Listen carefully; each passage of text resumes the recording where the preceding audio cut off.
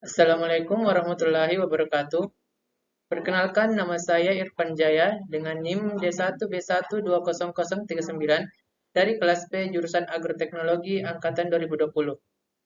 Pada video kali ini saya akan coba menjawab kembali mengenai pertanyaan kuis kedua dari mata kuliah analisis tanah, jaringan tanaman, dan juga pupuk. Dalam video ini terdapat 5 soal yang akan saya coba jelaskan menurut pendapat saya. Soal yang pertama, yaitu jelaskan faktor-faktor yang menentukan pendekatan untuk pendekatan sampling tempat. Terdapat 3 faktor yang mempengaruhi hal tersebut. Yang pertama, bentang alam. Hal ini berkaitan dengan luasnya lahan yang akan kita ambil, serta visualisasinya yang akan menentukan teknik sampling nantinya. Kedua, adalah lokasi. Lokasi ini merupakan rentetan yang jauh lebih kecil dibandingkan bentang alam. Lokasi untuk pengambilan sampling harus disesuaikan dengan tujuan yang kita buat.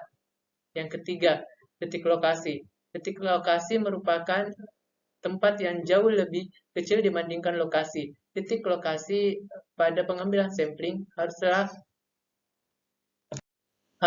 jelas untuk menghindari data yang tidak valid. Misal kita mengambil lokasi pada daerah alang-alang, maka titik lokasi harus terdapat pada daerah alang-alang tersebut. Soal nomor 2, yaitu jelaskan pendekatan sampling yang paling sesuai untuk mengidentifikasi semua jenis dari suatu kelompok biota tanah dalam area studi. Jawabannya yaitu, pendekatan yang paling tepat untuk digunakan yaitu stratifikasi. Stratifikasi dapat didefinisikan sebagai pembedaan atau pengelompokan jenis sampel, baik dari segi sifat, tekstur, struktur, dan lain sebagainya. Dengan menggunakan stratifikasi, sampling yang didapat jauh lebih minimal bias atau nilai errornya jauh lebih kecil. Hal tersebut dikarenakan sampling sudah dibedakan berdasarkan sifatnya, sehingga akan jauh lebih mudah untuk dilakukan teknik analisis. Yang ketiga, jelaskan metode estimasi kelimpahan total bakteri dan fungi. Jawabannya ialah, salah satu metode yang dapat digunakan yaitu media kultur. Media kultur adalah media yang diperlukan agar sel atau jaringan dapat diisolasi dan berkembang. Media kultur yang paling umum digunakan adalah media agar atau nutrien agar, biasa disingkat dengan NA. Dengan metode ini, kita dapat melihat tingkat pertumbuhan yang berbeda pada populasi mikroba dari tanah yang berbeda pula.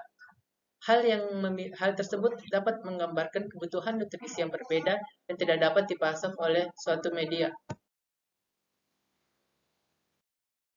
Nomor 4, yaitu jelaskan prinsip dari metode ekstrak Bersele-Tullgren dan Berman-Funnell.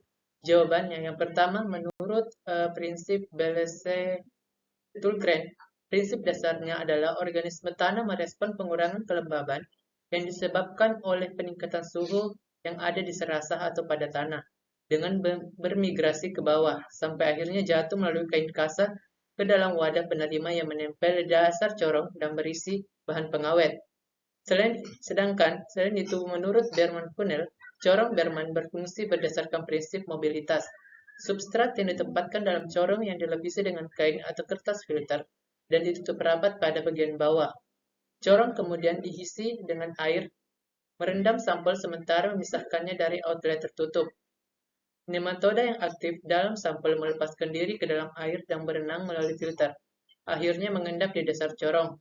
Saluran keluar corong dibuka dan setetes nematoda dikeluarkan ke piring penampung. Dan yang terakhir ialah, jelaskan metode estimasi kelimpahan protozoa. Metode untuk mengukur kelimpahan protozoa telah diklasifikasikan sebagai metode langsung atau tanpa kultur dan metode tidak langsung atau dengan kultur. Pada metode tidak langsung atau kultur sel, protozoa secara umum dipisahkan dari partikel tanah dengan sentrifugasi gradien kerapatan, pewarnaan dengan epifluoresen, dan dipekatkan dengan saringan untuk pengamatan secara langsung di bawah mikroskop. Sedangkan pendekatan lain yang dapat dilakukan yaitu dengan pencacahan sel aktif tanpa kultur yang dapat memberikan andal perkiraan in situ dari protozoa yang masih aktif. Nah, mungkin itu saja yang dapat saya jelaskan dan perbaiki dari soal kuis kali ini. Akhir kata saya ucapkan wassalamualaikum warahmatullahi wabarakatuh.